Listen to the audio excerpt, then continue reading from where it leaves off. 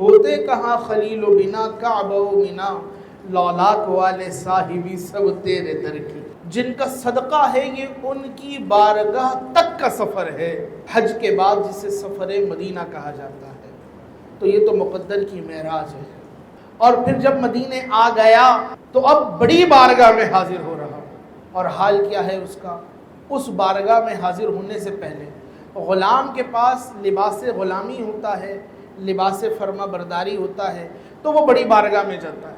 اور جس کے پاس یہ لباس ہی نہ ہو، جس کے پاس فرما برداری نہ ہو، اور اس نے آقا کے پاس جانا ہو، تو پھر وہ کیا کرے گا؟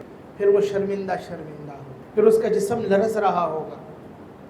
کہ جس کو واقعی اپنی کوتاہی کا احساس ہو، جس کو واقعی اپنی غلطیوں کا احساس ہو، جس کو واقعی اپنی کوتاہیوں کا ادراک ہو کہ میں کہاں تھا اور کہاں آ گیا اور اب کس بارگاہ کی جانب میرا سفر ہے، تو حال یہ ہو لمحے لمحے اس کے رخساروں پر آنسو ٹپک رہے ہوں اور اس کا دل لرز رہا ہو، اور وہ حال ہی حال میں کہہ رہا ہو مدینے کا سفر ہے اور میں نمدیدہ حضور کی بارگاہ کے اندر میں نیکیاں لے کر نہیں آیا بلکہ میں خطائیں لے کر آیا ہوں، یا رسول اللہ میرا آنا قبول فرما لیجئے۔